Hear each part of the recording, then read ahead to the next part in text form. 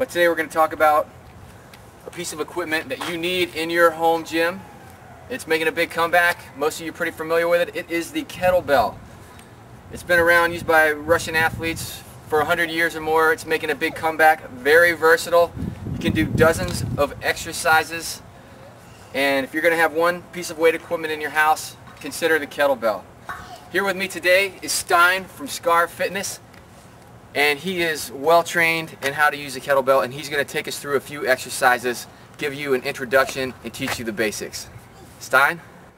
Okay, this is Stein again from Skaar-Fitness, based in Marin County, coming down from San Francisco to work out together, make more fun and fitness videos. And you're going to tell us about the kettlebell. Yeah, like Max said, in terms of having one good piece of weight equipment in your house, it's not going to cost a lot of money, but it's going to be fully functional for you and multi-versatile.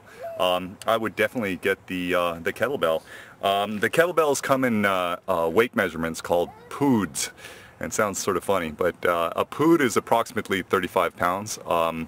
The weight that we're using today is a little bit less than one pood. It's actually about 26 pounds. One pood equals about 35. So normally you can pick up kettlebells at weight equipment stores, fitness exercise stores for in measurements of half pood or a pood and a half or 2 pood.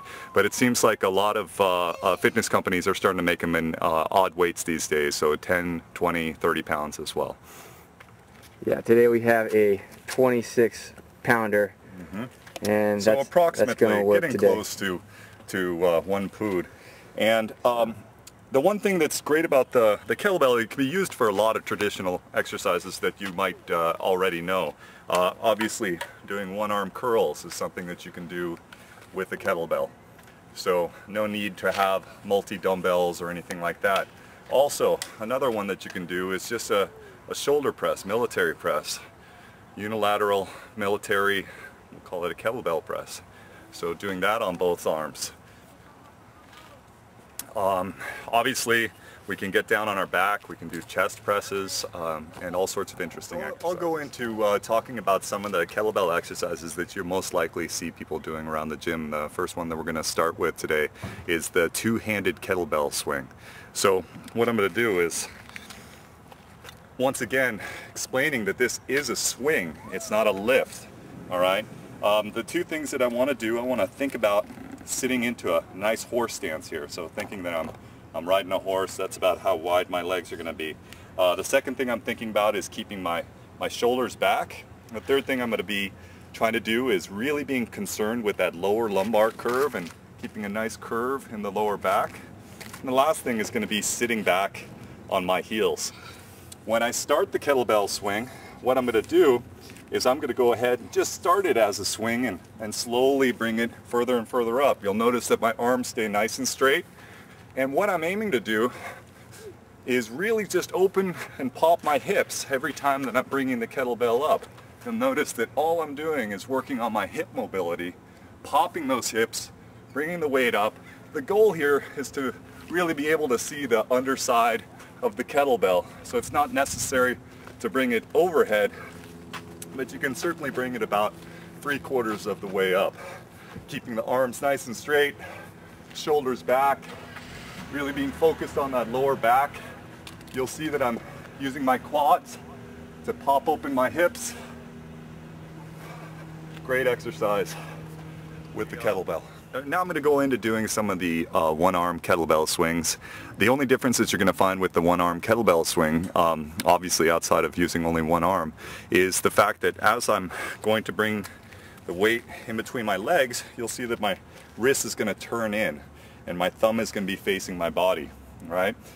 Same thing once again. Normally I'll start on the sides here, bring it in, turn it slowly, bringing it up to the front. Once again, I'm bringing it up, arm is straight, popping the hips, shoulders are back, thinking about that lower lumbar curve.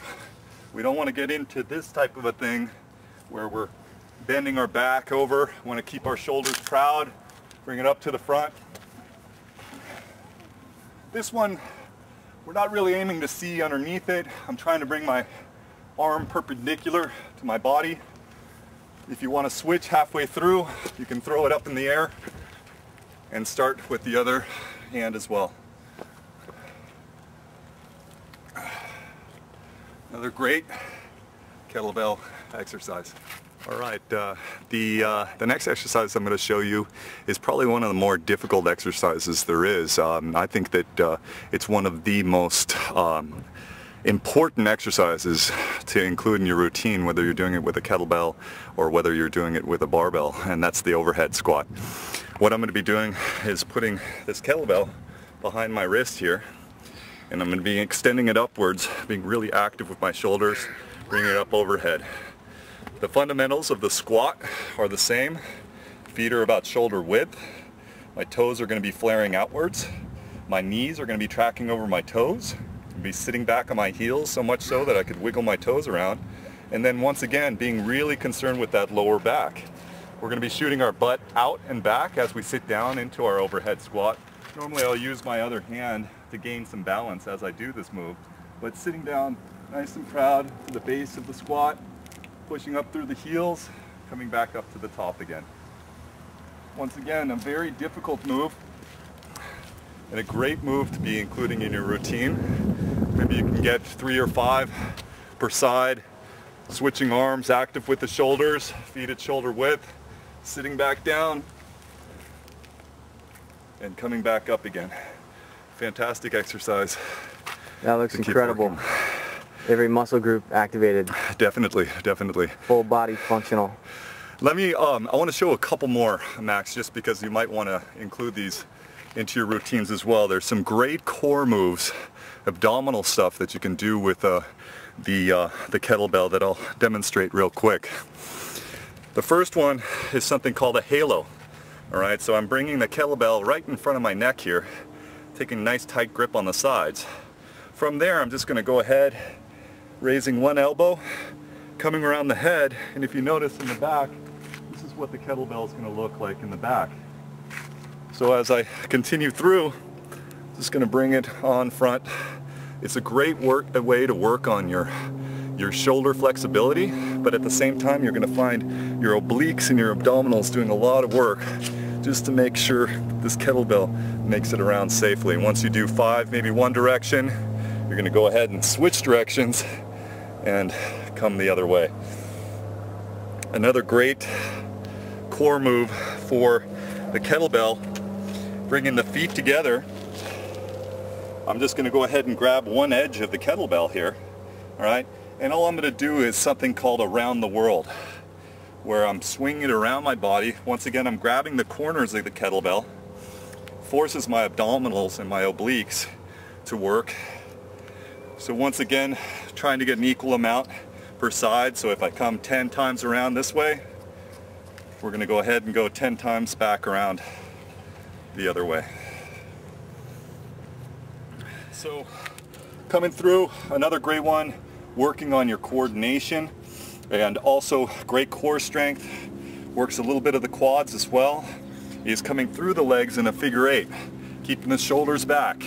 This time I'm entering in through the front of my legs.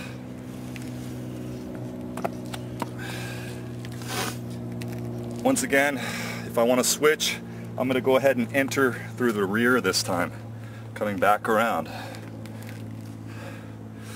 Great exercise. Oftentimes I'll use with basketball players for coordination and core strength.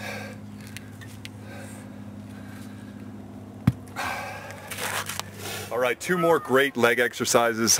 You can't get enough of squats, especially being a CrossFit certified instructor. So what I'm going to show you here is the front squat. Once again, we're taking that halo position that we were talking about before. Nice and tight up front here. Just going to be sitting down into a squat and then coming back up to the front. This is one that you probably can crank off 10 pretty quickly. 26 pounds isn't too much for a front squat. I'm just going to be sitting down in a squat, but at the same time bringing the kettlebell out in front of me. Extremely core move. Great full body. Be happy. Be happy. Be happy.